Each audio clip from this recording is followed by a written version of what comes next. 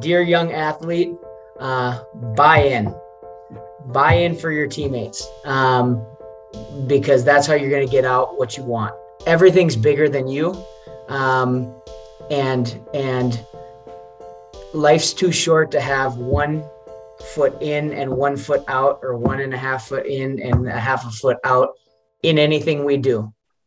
What's up, people? Welcome to the Dear Young Athlete podcast, where we hear from coaches and athletes about their journeys and what advice they would give to a younger version of themselves. I'm your host, Jacob Thompson. You can call me JT. If you want to hear my story, it'll be in episode number 1. But enough about me, because today I'm joined by a very special guest. This man is a husband. He's a father. He's a former collegiate baseball player, conference champion, all conference. He's won some awards, which we'll get into later. He is a head coach of maybe the best baseball program in the state of Minnesota, and a multiple state champion coach. Above all that, he's a man of God.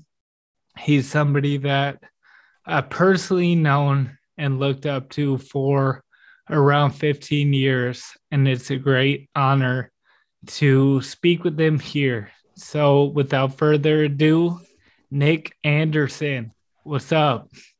How's it going? Good to see you. Yes. Well, let's jump into it. You've obviously had an awesome athletic career that's still going with coaching, but where did it all start for you? How'd you fall in love with sports? Yeah, it's a great question. I think I'm one of 4 brothers, oldest sister, 4 boys. I'm the second to youngest, and sports has been something we've just always done. You know, I think back to growing up with my brothers, and they did it, so I did it. That's really where it began. So from as young as I can remember, playing sports was what we did. That's what we did for fun, when we weren't fighting or wrestling with each other, somehow getting in trouble. So I now have a little, let's see, I have a boy and a girl. Boy is 19 months old, and it's kind of funny just seeing where he gravitates to, which for him is, it was ball, which was not premeditated. It's just funny. I think kids start to go one direction or another, and I imagine that's how it happened for our older siblings, and all of a sudden, we're just following in their footsteps. So for as long as I can remember, sports has been what brings structure to my day, all the way through. So yeah, I'm adamant. I remember being at your house growing up. Even you guys had like a little volleyball net in the back, and knee hockey in the basement. Yep. The weight room. We were constantly. That's what we all did for fun. Yeah. Great memories. So it became more serious for you at some point. Baseball, football, basketball, and take us through just what it was like. I mean, you were a football and a baseball captain in high school, and played on some really good teams. So talk about that a little bit. Yeah. Before I do, I'll just piggyback on your comments, because again, I all of a sudden start thinking through, being a little guy, and maybe before it got super serious or more serious or felt more serious, maybe. And like you said, if it was winter, you had snow football, you had the basement, you had the knee hockey. The minute it get nice out, like this time of year, we're pushing the snow off the basketball court. Hands are muddy, playing mini basketball. Our neighbors had a big open field with a tennis court behind it. So we'd set up tennis ball, baseball. And again, I think something that's fun for me as a younger brother was our house was sort of the commotion house where, and it always revolved around sports, which we'll get into. That's awesome. Also, the challenges that kind of poses around what sports then becomes or could become. But for me, I think all of a sudden I took things real serious all the time. I had a problem. I'd say you ask my friends or my family, I had a problem. Competing was something that I loved, but there wasn't a ton of innocence to it. It was very, we're playing. Didn't matter if we're wearing jerseys or on a formalized team, which probably kind of modeled the way that things went for me. But a lot of the times I was the guy who was starting the fight. So maybe people started to get serious a little bit more in middle school and high school and beyond. For me, I think probably being a little brother that's just trying to keep up. It was always something that I took pride in. It hurt when it didn't go well, and boy, did it feel good when it did. And I just, loved competing. So that being said, I certainly, when we got into high school, and especially older brothers start pumping iron, you start to focus a little bit more on mastering your craft. For me, I got to watch it get serious for them where, you're really competing at the highest level at the given time. And so, I think I had my eyes set on the prize. I was undersized, slow, a relatively unathletic athlete. I think I had a little bit more of the grinder mentality than maybe being as gifted as my other friends, partially just because I was a little guy. But I think modeled for me by other people was here's what it's going to take to be great. So coming into high school, I think I probably pride myself in working harder because that was just what I had to do to sort of keep up and hopefully chase the opportunity to play varsity or be a college athlete or go on and play for the Twins, which never happened. So pausing there, I want to say something that sticks out about you to me because I know you personally. You weren't the most quick, the most weight room strength. There were guys that we knew that walked in the weight room and they were freaks and they put up huge numbers. But the thing that I know about you is that you, like you mentioned, you work hard, you have consistent work ethic, and B, you've stuck with that. You developed a work ethic because that's what you needed. And now the funny thing is you probably could bench more than some of those guys in high school that were beasts just naturally.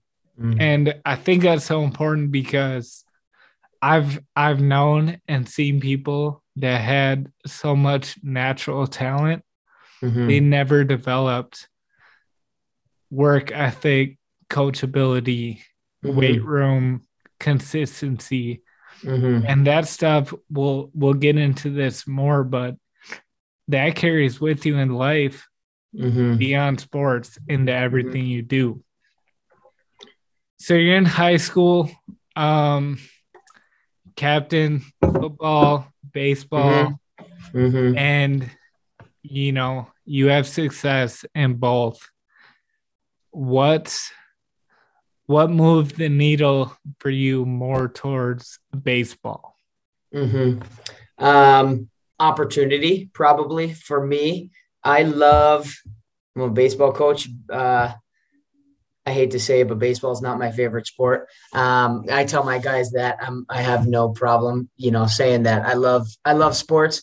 It's not my favorite sport. Now, the things that the actual physical sport itself. Now, the things that come of it are what I love most about baseball, and we can get into that a little bit more. But I liked football more. I would say that was, for me, you can will yourself. One, football has this, if you're not big and fast and strong, there's not a place for you necessarily. You got to get to a certain point, but from there, you can, because it's a physical game, and you can physically push yourself to a limit that a lot of people don't know how to tap into.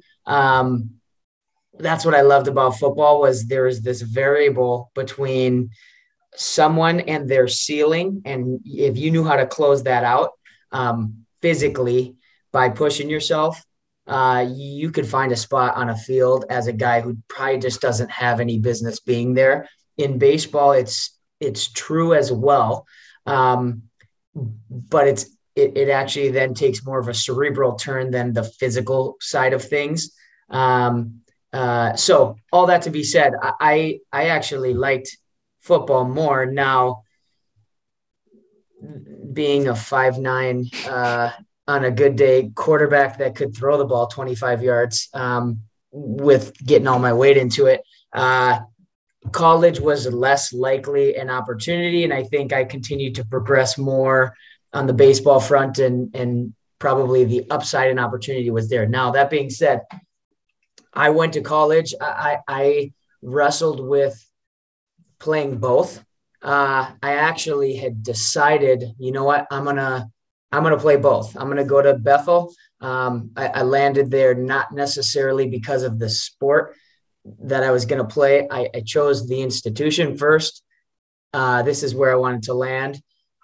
Then the sport was complementary. I wasn't, that was just how things fell. I wasn't necessarily trying to push my limit to go to the best Division II or Division I. Granted, I couldn't have. Maybe it would have been different if I could have. But I didn't go on a big search party. I knew I wanted to go to Bethel, and I knew I wanted to play baseball and or football if I could. So I went in going, hey, I want to play both. That unfolded. Ultimately, I didn't get the opportunity to play football. Typically, you can if you'd like to. I didn't get that option. It was the cards were dealt to me a little bit like, hey, go play baseball. That's where you're needed most. You're going to be a high impact person over there.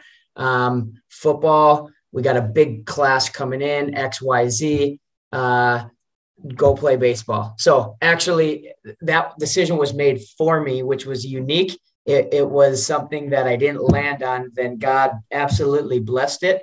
But I wrestled all summer, and, 2 weeks before football season, I thought I was going to go be a football and baseball player. So kind of interesting, because I never actually made that choice, which happens to athletes. Sometimes it just ends, not by your choice, or you don't make the team or whatever it is. And that was actually probably the first time in my life I was, I maybe didn't make the top team, or I didn't, granted, have I been the best player? No, but I somehow kind of landed making the teams I wanted to make most of my life. And this was the first time where I hit that roadblock where it was like, wait a second, I've typically been able to find a way. What do you mean I can't? So, that certainly was an interesting time. Now, 4 years later, wouldn't have done it any different. It played itself out perfectly. Again, I think God takes things and he's just working in them. But that doesn't always make sense on the front end. So I landed being told, hey, you're baseball, and that's what you're doing in college. There's a couple of good points there. Sometimes things, they don't work out. They don't go as you planned. That's in sports. That's in life too. And when you're in the midst of it, it can be really hard. It can be really challenging. But when you persevere, you keep going. You didn't say, "Oh, I can't play football," and through a pity party, you made the most of what you could do, and now you look back and say, yes, that was the right thing that was happening. The other thing, in reality, you probably could have sought out some D2 baseball opportunities, maybe walked on at a smaller D1. Why Bethel? Yeah, good question. I remember how I said I got 5 siblings, or there's 5 of us. 5 of 5 landed at Bethel, so I was the 4th. And we grew up a half a mile from Bethel. So, for anybody who's familiar, Mounds View High School, Mounds View District, Bethel is in the Mounds View District. So my college split the difference from my house to my high school. So, everybody gave me and some of my buddies a hard time, you included, for sticking around. Now, that being said, the reason I landed at Bethel is faith has been foundational to my family and the way I've been raised since day one. My faith, took a turn where I'd say all of a sudden it became my own later on, but that moral compass, that foundation was laid in me by people around me my whole life. So then fast forward, and I'm kind of getting to that point, like I said, end of middle school, starting high school, taking things a little bit more seriously, maybe. And what I got to see was my siblings at school at Bethel. Because they're close, I was able to see relationships, to know them, to know their friends, and continue to watch them do life. And maybe it's because it's your older sibling, or maybe it's because they had great relationships. They were great people, great role models that I landed going, I want to be like them. Whatever they have, I want that. So for me, I think I saw the fruits of going to a university, and it's not, there's no right or wrong, but for me, I saw what it yielded, and went, that looks good to me. I'm interested in that. And I didn't have anything I was running away from at home. Again, fortunately, I have a family that's tight, that's around the area, that a community that I loved in high school, a youth community that I loved being raised up by. So for me, I chose, actually being close to home was kind of a beneficial thing. And again, there's no right or wrong, but I went, hey, my faith is my foundation, though I had maybe not necessarily made it my own. But I knew in my head and in my heart that was what I wanted. So landing at a university where faith comes first, was something that I chose ahead of maybe pursuing a better baseball opportunity, or maybe an opportunity to grow more. Now, I probably also would have went to a school and been the last guy on the roster. I'm fortunate enough to go, hey, I went to Bethel and I actually got opportunities all 4 years to play, which, again, I'd say that was more of a side note blessing than a thing I thought about on the front end. I had just decided I want to go to a Christian university. This one looks good. Let's do it.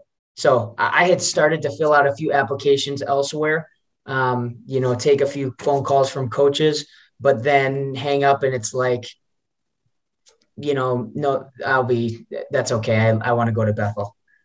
So it was maybe premeditated. But again, I think it's a symptom of what I had seen come from people who had landed there. Yeah, that's big too, because as an athlete, especially when you're really serious about it, it could seem like, you make every decision based upon your sport. Mm-hmm. And to hear you say, I mean, somebody put it to me once and said that when they were looking, a coach asked them, hey, if you got injured and you couldn't play anymore, where do you want to be? Having that realization that your sport most likely will come to an end, even if you play professionally. Eventually it ends, but your life still is going. So making decisions outside of just your sport, I think, is a big deal. It's important, and it's something hard to wrap your mind around when you're young. But it's cool to hear, you know, what you saw, your family, your community allowed you to make that decision. And funny story, I was on the fence with Bethel. I did it overnight and I stayed with you. We played racquetball, drank smoothies, just had a good time. And that, I think, was what got me over the hump to land at Bethel. So yeah, that's good. I got one more thought. And again, I think it's important. I think I was fortunate enough to have people speaking into me to remind me of what you're talking about, that it's not, your sport isn't the end all be all. Now that's really hard to realize. And as a coach, it's one of the hardest things to instill in somebody. Not that you don't want to chase the dream. And that's my point is I had absolute aspirations. As I said, like I am as competitive as they come, is a problem. But I had absolute aspirations to be the best that I possibly could, to be on the team that was the best in whatever division it was, or whatever conference, or whatever it was. So, it's not that I didn't desire those things. I think, again, I had people reminding me of those items. And so for me, you know, I can resonate with kind of the temptation to feel like my sport is the end all be all. It's all I did. Like that was, again, it built my schedule. School or family or this or that didn't, the non-negotiables was sports in my life. Which again was cool in some ways and not cool in some ways. But I don't want anybody thinking, hey, I landed there just because it was like sports was secondary, because it certainly was not. And that's where I feel fortunate to have sort of made a decision where it seemed like sports was secondary to, because that's not how my life was, which was, again, I think God intervening and going, hey, people have been filling your head with the right things, even though you maybe don't know it. We're going to have you make some decisions based on that, because that's why community matters, because it's more influential than we think. So you get into college, you land at Bethel, you're playing baseball. Turns out you guys win a conference championship. You're a 2-year captain. And Nick won't say this without me saying it. You won the MIAC 22 award, awarded to one male and one female in the whole conference. Each year, sort of the most outstanding student athlete. So, I mean, take us through, you know, that journey. Is that the mountaintop of your athletic career, or what? I would say yes. I think of my athletic career sort of basketball was shorter. Football, high school football carried something special. And we had a very good team my senior year, and we made it to the state semifinals, furthest we'd have ever made. Really special team. And so that carries something in going, like it didn't get any better than that in high school football. There's just something about it. Now, from a baseball standpoint, absolutely. I think me as a player, I continued to progress, and I landed under some pretty amazing coaches that saw the right things in me, were able to pull them out, and on some special teams where I think I was able to just thrive and progress and be a part of something bigger than myself. So we made it at Bethel. My first year, we made the playoffs for the first time in Bethel history. Second year, we won a playoff game for the first time in Bethel history. I think my junior year, we had made it to the conference championship for the first time. And then my senior year, we won the conference for the first time ever. So it was certainly it was like 1, 2, 3, 4, climb as far as what our team produced. So that was a really fun thing. I think, again, as an athlete, I continued to progress.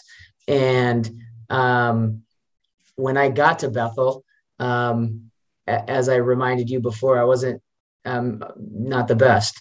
So my role, I made the Florida trip, the spring break trip. I was told, you're going to be the backup JV shortstop. That was my role, which great, not what I had wanted, but I'll take what I can get. We got 10 games down in Florida. Halfway through, guys start, baseball's a game of failure. Some guys start failing, and our coach was a guy who was very quick to go next man up. He's looking for the guy that can find a way. Actually, that was kind of our team motto. He doesn't care if you're biggest, fastest, strongest. He's looking for the guy that can get it done. So a guy fails or a guy doesn't show up with the right attitude or whatever it is, he's calling on the next guy. So that starts happening in the middle of our trip as we're winning some games, losing some games. I play in our first JV game, which you didn't play very many, and had a good game, make a diving catch, get a hit. Then all of a sudden our ninth varsity game, second to last one, he gets really pissed off at one guy, puts in another guy. He comes in and does the exact same thing. And he's looking at the bench. He's like, Nick, go, you're in. So I go in. I can't even remember what the score of the game is. We're probably getting blown out. First at bat, boom, base hit. Maybe make a play in the field.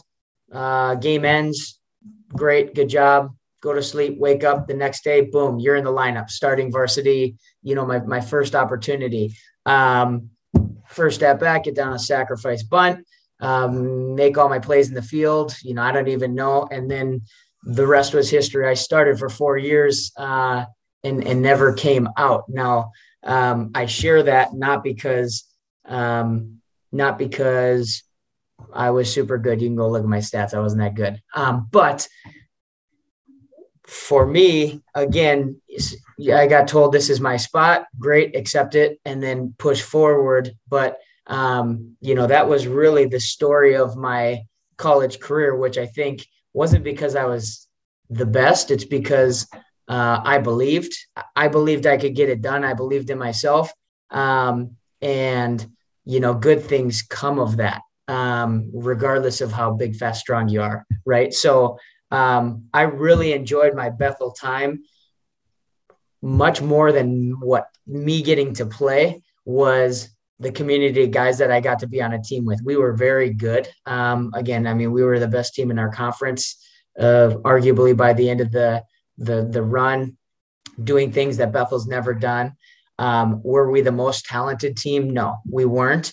So that was what was special. That would be the story of my pinnacle sports career as a football player and as a baseball player was being a part of teams where on paper we weren't the best, but somehow you hated to play us. Long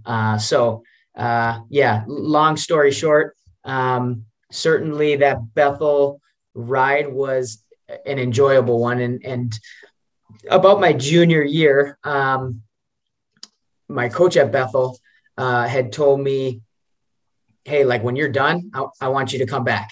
You know, I want you to come coach. Because again, I think he saw something in me. He had seen that why I was able to maybe succeed beyond physically what I looked like I could do was because I was thinking like him. And in that moment and thinking forward, I would think back and go, I was sort of told by my coaches, you're going to be a coach someday since I was in third grade. And again, is probably where my best success came from was being able to understand what they were trying to get across and then sort of be the advocate within the players to get the guys to understand and again, buy into what we're doing, because that's just not always the case. So I think though maybe physically I didn't have the gifts, I had an understanding for what a coach is trying to do, a little bit more of the strategic side of things. And so from a young age, that's kind of told to you. And all of a sudden, you know, I'm playing all the way through. And I think I always knew I was going to be a coach. It was something that was sort of spoken into me, and something where my dream maybe shifted to, I don't want to play for the Twins. I want to coach the Twins, you know, because that was probably a little bit more feasible. So once I got done with school, boom, I was right into coaching at Bethel, which again was a super fortunate opportunity to finish college and turn around and be a collegiate coach the very next year. Yeah, a couple of things you said that I think are so important. You were essentially at the bottom of the depth chart. Mm-hmm. You know, that's not where you want to be. Don't tell me that, JT. You can be discouraged. You can even get attitude or think like, I'm better than this. I deserve more than this. Mm-hmm. But what you chose to do was just stay ready for your opportunity. And then it came, and you were ready and you made the most of it. I don't want to give a sermon here, but in the story of David and Goliath, people know that David is this teenager that killed the giant Goliath. Mm-hmm. What they don't know is David put in so many hours behind the scenes, and he had fought lions and bears. Mm-hmm. And when the big moment came, he was ready for it. And I think of you talking about being a kid. Mm-hmm. It's not just your games, your practices. You put in so many hours just playing because you love doing that. And then when your moment came, you know, you were ready. Mm-hmm. And I tell young people too, like, how you act when you're a teenager is so important. Like, the fact that you took on the attitude that you did take on as a baseball player led your coach to give you your first coaching job. Mm-hmm. And I tell young people, like for me, it's the same. My first coaching job came at Mounds View High School because my football coach saw my attitude and my effort as a high schooler. Mm-hmm. So I tell people, like, you never know what teacher, what coach, what youth pastor is going to be the one that is going to write you a recommendation or get you that first job. So how you treat people in this whole process, whether you're a player, a coach, is so important, because you don't know what doors it could open up for you down the road. Mm-hmm. Not to go on too much of a tangent, because I won't. My fellow coaches would tell you that that's a lie every time I lead with that, because I like to talk. But what I do in my day job, which we don't need to talk about, but I'm in sales. I work for a medical device company. I got the opportunity I have because a guy that a parent of a kid on my team that I coached, watched the way that I coached for 2 or 3 consecutive summers. He was the one that opened the door to the job that I now have and absolutely love, because the way that I coached led to my day job, door being opened up and really extended to me. I didn't really interview. My interview or my audition was somebody simply observing me in my every single day. So to your point, that never stops. At least I feel like I'm living proof of that. And I see it all over the place is people pay attention. Coaches pay attention to you as players. Neighbors pay attention to you and your family. And you never know what things are going to lead to, which is, again, why we take ownership for our actions and continually try to refine who we are and the way we are. Because certainly there's times when people see us and they would want nothing to do with us. We are what we are, which is what everybody sees every single day, which often leads to the next things, to the next thing, to the next thing. So that was a funny little, again, tangent that it continues to happen to me, and I'm not an athlete, but somehow the sports field is continually shaping what happens next to me on top of everything else it's teaching. That's so good. So good. I love that you said you had coaches call out in you that you were a coach. Mm-hmm. Now you're a coach, and sometimes someone needs to see our potential and call it out before we see it or we believe in it. Mm-hmm. And now you get to do that for the young guys that you coach. Mm-hmm. So cool. I want to transition and hear about, you mentioned you grew up, faith being a foundation, going to a Christian college. Tell us, what have been some key moments in your faith journey? Yeah. I think initially, key moment was being raised by the family that I was, in the community that I was. So to my point earlier, and that you just mentioned, I was fortunate to grow up in a home that was speaking truth into me from the minute that I was born. Now, is my family perfect? Is my community perfect? Absolutely not. And even if it was, would it mean that I land in a great spot? Absolutely not. But I feel fortunate to have that be my foundation. Now, it also poses other challenges. So I think I knew right from wrong biblically. From a very young age, I think I had accepted Jesus into my heart from a very young age. And I think he lived within me from a very young age.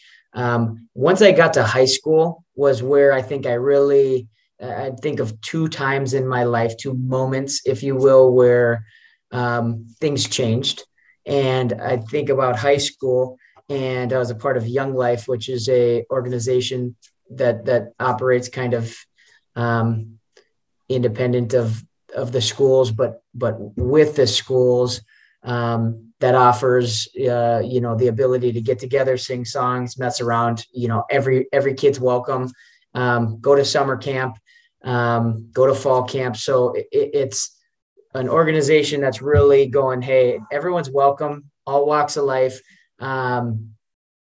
But we're going to learn a little bit about this Jesus guy. You might know a ton about him, or you might not know a ton about him, but take what you want and leave what you want. And if you're up for learning more, we got people that want to get to know you and spend time with you and go as deep as you want. So I was a part of Young Life. And in high school, I think I had, I went on a few summer camps where really I had accepted Jesus, but I think I was challenged and really saw that my family's acceptance of Jesus wasn't me accepting Jesus. It was, I have a relationship and it's very personal and it's one-on-one. So if my brother is friends with JT, but I don't really know JT, I'd be lying to go like, yeah, we're good buddies. I know the ins and outs of you, but to the average Joe, I might say, yeah, JT's a friend of mine, thinking that I'm inheriting something that is close to me, but it's not actually mine. I don't know if that's confusing, but I would think of my relationship like that, where, yeah, I know things secondhand a little bit more about this Jesus guy, and he knows me and I know that, but there's probably other things that are more important, and that shows up in my life. So landing a part of Young Life, and then at some summer camps that were about a week long, where really we're having fun, but everything's removed. You are given a ton of time to spend thinking, being challenged. To me, all of a sudden, that was a shift in my mind to go, holy smokes, this is a real thing that I have a choice to make. And then I have, from that choice, this is what it looks like. And that's up to me. So I think I started taking ownership there. Now, my biggest ownership would come in college. I think my freshman year of college, again, I made good choices in high school. On the external, I think I would look like a very good kid. I think I had a hard heart. I had a selfish heart. I think I was making the right decisions for the wrong reasons, not necessarily because I wanted to, because I think I was afraid of what perception would look like if I made the wrong ones. So I was very protective of my image, which looked real nice. Now, inside, I think I was aware of my image, which is selfish. So even in the way that I worked at sports or did things, again, I think it was a little bit of a constant battle. Like, I'm working like crazy because I want to succeed as a team. I want to enjoy I want those are all good things, but I also probably had a chip on my shoulder that was a selfish desire to go like, I don't care what anybody says about me. I'm going to be better than everyone.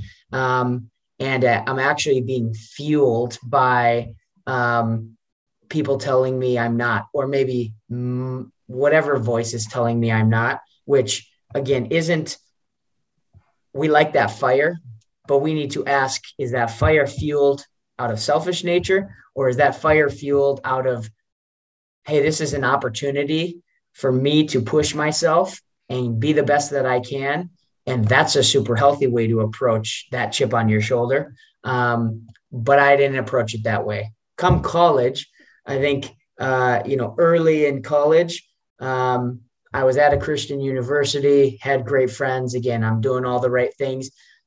I probably had a few things where I made decisions that were not so good externally. They would be things that didn't protect my super great image. And that was that was the coolest thing that's happened to me. Was I think I had this realization all of a sudden where I realized that I was chasing perfect. There was perfect, and I was chasing it, and it looked this kind of way. All of a sudden I have a blip on the screen and things don't go my way. I make a bad choice and I'm blemished at that point. I am not perfect for the first time, sort of, again, that's not true, but in my eyes, that's how it felt. Like, holy smokes, I'm exposed. Because JT could know that I'm not perfect now. that was the biggest turning point for me. And the reason is the Lord took, stupid decisions by me, and showed me that perfect doesn't exist. Jesus is perfect. Beyond that, there is literally no perfect, and that's perfect. That is the way that he made it. We are imperfect, so we need Jesus. And that's the end of the story. That's literally the end of the story. So I had these blinders that were on of being obsessed with perfect taken off at my own deficit. But what it did was enable me to go, holy smokes, I'm chasing something that doesn't exist. And what a burden that is to stop chasing that. What a burden lifting off to my shoulders that is to stop chasing that. So now, have I gone on and made perfect decisions since then? Absolutely not. I am not perfect, but I'm okay with that for the first time in my life, starting in my freshman year at college. So that was where I think I really went, the Lord's got a plan for me. The Lord has made me a certain way, and he's made me to need him. And so I better lean on him. And so again, sorry, that's a little bit winded, but that was my biggest pivot in my faith, to go, man, I need the Lord. And that is awesome, because it is a burden off my shoulders for the first time in 18 years. Cause I think I had been living with it, but not necessarily knowing that, and probably was a little bit symptomatic of a family that had spoken truth into me, and a bunch of kids that had made good decisions and appeared externally like they're in a really good spot. It's hard to allow yourself to be exposed and really be known when you're looking around and feeling like everybody else is perfect. So from there on forward, again, I think my relationship with God, but my relationship with others took a huge strides, because I was very comfortable being honest. And to this day, saying it how it is, saying how I am, is not difficult for me, because I'm not embarrassed. And that has done wonders for me. It did wonders for me as an athlete, did wonders for me as a friend, in relationships, in family, and of course, in my relationship with God. So God takes bad things and makes them really good. And for me, that was really where my biggest pivot came. Now, whatever, we're 10 years later, and life's still hard and life's not perfect, but I get to wake up each day and go and accept that and feel appreciative of that, which is just counter to the way I've done my life prior. Right. That's so good, because there's a misconception that exists, and we can even be tempted to take it on, but thinking like Christianity or having faith in God is all about being perfect. Mm-hmm. And we try, but we're not. But really the opposite is true. Christianity is about admitting and accepting that I'm not perfect, and I need this Savior, and I have it in Jesus. And it's funny, in the world, Christians may have a reputation for being prideful, but the truth is, like, it would be prideful to think I don't need Jesus. And it takes humility to say, man, I can try, but I know I'm gonna mess up again and again. And so, and even you talked about, like, yes, relationships with God and with others, but even your sport, you mentioned earlier, like, and I resonate with this, you used to live and die by your performance and your success. And when you had a great game, you feel on top of the world. And when you have a horrible game, you feel worthless. And like being able to compete now and for you to coach and know that your value and your identity doesn't depend on that is so freeing. And it doesn't mean you don't try hard and you don't want to win. It just means, man, I can do my very best and know that my identity is bigger than this.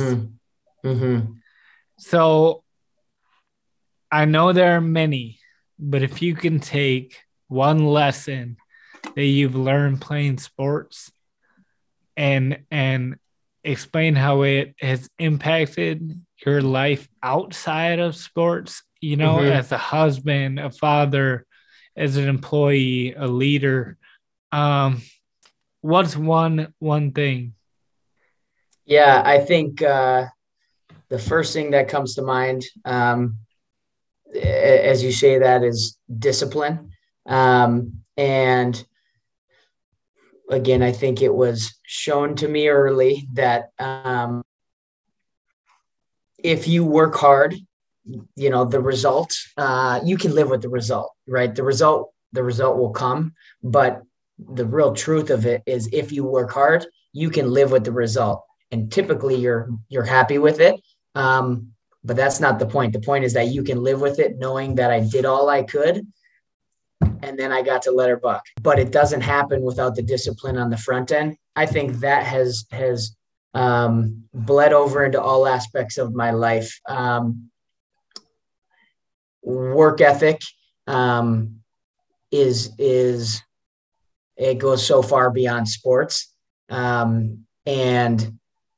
But for me, that's where it started. You know, that's where I saw early guys really be able to separate themselves based on how hard they worked, how disciplined they were when it didn't matter necessarily. And now I'm, you know, doing things far beyond sports. But I look back and go, holy smokes, I'm thankful for that because I understand that where there's discipline and where there's hard work, there's fruit that you're looking to get, but you got to put in the work to get there. And without sports, I don't know exactly how I would have learned those things. I'm sure I would have, but for me, that was where I got them. And not that, you know, I wish I was bigger, faster, stronger, but the fact that I wasn't, now I'm appreciative of because I couldn't get away with mediocre. I couldn't get away with 75% effort. I couldn't even get away with that with playing street basketball with, you know, you or my older brothers because I just wasn't good enough. So I didn't have anything besides 100%.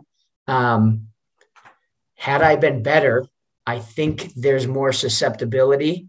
Had I been more gifted, I think there's more susceptibility to feel like 75% will suffice because it genuinely does for long periods of time in your life until everybody's worked hard and all of a sudden the chips start falling where they may. Now you turn that over into the way you do the rest of your life and the gifts go, the physical gifts are gone because now we're talking about not sports. You are the measure of what you put in at that point. So not having the opportunity to be okay with 75% effort has just bled over into the rest of my life. And so again, to me, that discipline that was kind of like not by choice early, it was sort of my survival is the biggest takeaway that I have. And again, I even think relationally the same thing. Like I would look and go, you know, we're either doing this thing or we're not. And what it looks like is getting to know each other, really spending time, really investing. And that sort of lukewarm, like I'm here, but I'm not all the way here. Just doesn't exist so much because of what I had to do in sports growing up. So that's my biggest takeaway if I had to pinpoint one. If just piggybacking off of it, one of the keywords you said is investment. When you are invested in something, it means a whole lot more to you. And I think of you and I both know the football program that we were in. You had to show up every day for summer lifting. You know, you had 2 days. You had conditioning at both practices. Like, there was so much investment. And that's why I think a group that on paper is undersized, fast, under talented was able to succeed at a certain level, because when you put in all that work and the ball's in the air and it's 3rd and 10, you really, really want to catch it. And I've seen times where people aren't as invested, and then those big plays, it's like making big plays is not just about one moment. It's like everything you put in up to that moment makes that play. And that's such a good word. Like, your talent will only, if you're talented and you haven't worked that hard and the ball's in the air, it's like, oh, I might catch it, I might not. But when you've invested so much, like, it's a bigger deal. That's a good word. I want to come to a close here by you finishing the statement, dear young athlete, because you are on the Dear Young Athlete podcast. So what do you want to say to your players, to younger Nik Anderson? That's good. I probably should have thought of that and had something premeditated. But what comes to mind is, dear young athlete, buy in for your teammates, because that's how you're going to get out what you want. We talk about that with our team right now, and especially, the senior class all the way to the freshman classes. Everything's bigger than you. And life's too short to have 1 foot in and 1 foot out, or 1.5 foot in and a half a foot out in anything we do. So we may not put in, and again, dear athlete, it's not about how many hours you put in. I guess that would be secondary, because I think nowadays it's like people are told, like, you're siloing your sport and this is how you want to go pro. This is what it looks like. You don't do other sports. You don't do other things. You are doing this sport all the time, because that's what it takes. I couldn't disagree more. What it takes is, when we're doing it all the way. Just like when we're doing school, we do it all the way. Or if we're hanging out with somebody, we're actually hanging out with them. We're not hanging out with our phone mostly, but also our friend. And so that's the buy-in factor, is when you show up. Because if you're not going to be present, it's better for everybody if you're just not there. And again, had I known that even more earlier, I think special moments come, tighter relationships come, and a satisfaction that's not about me comes significantly more. So if we could run it back, those are the things that I would take with me. Amen. Well, it's been an honor and a privilege to hear more about your story, some of your wisdom.